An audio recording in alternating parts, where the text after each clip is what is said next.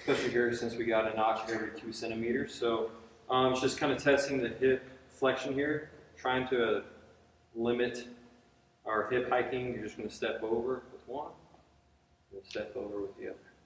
If you don't have a place to set up a band, you can use something like a bench to step over. Obviously, if you're at home, you may not have a bench, but you probably have something comparable. So just be, again, try not to go up too high with your hips. Keep them even, stepping over, and come right back. And obviously, the better you get, the higher you can raise it, or the higher object you can step over. So, starting down on the floor, both knees at 90 degrees here. Just sitting here like this, a lot of people will feel a huge stretch. Okay, making sure you have great posture on this one. Not rounding down the lower back.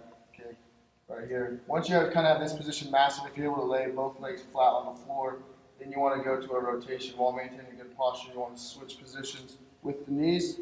Again, making sure you're not rounding through the lower back. Okay, keeping that 90-degree position there. Okay, I like to go on this one for about a minute. Just going from side to side, kind of get the hips warmed up. Once you have perfected this one, pretty easily, you can then take it to the next level and come up, get a full extension through the hips, great stretch to the hip flexors, coming back down, switch sides. Do internal or external rotation of the hip, but you just set up kind of facing, you're perpendicular to the band, and it just goes around your foot, depending obviously on if you're going to, which way you're going to try and work it, but you're trying to keep your back straight, your knee flat against the ground here, and then keep that foot flexed. There we go. And then you're just going to try and rotate out that way. If it does fall down your ankle, then you can just loop it around your foot and it doesn't move so much. But you're trying to rotate out. That is hard. But you can do it that way. And then if you want to switch feet, you can work on it the opposite way. And get back out. And you rotate. That's hard too.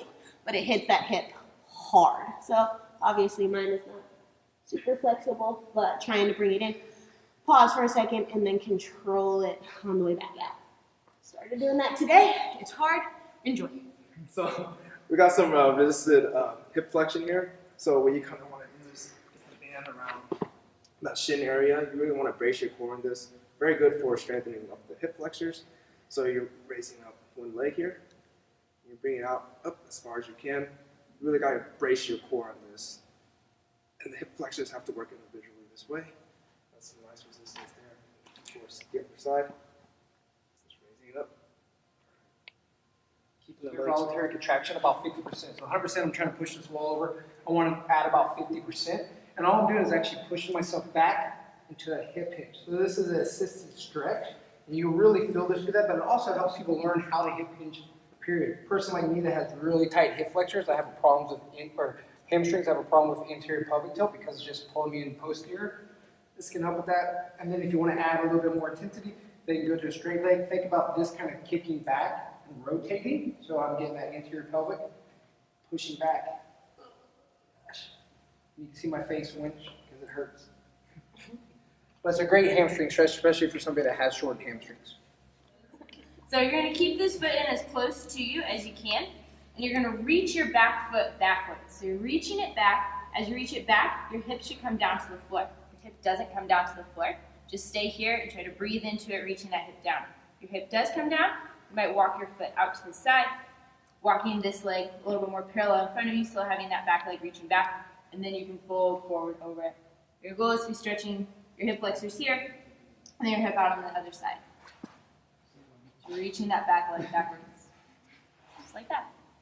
Yep, the figure 4 stretch. And with this one, you can either have your foot flat on the floor, you can kind of rock your hips side to side, reaching into both hips, or you can lean back, either grabbing onto the back of your thigh, or grabbing onto your shin as well.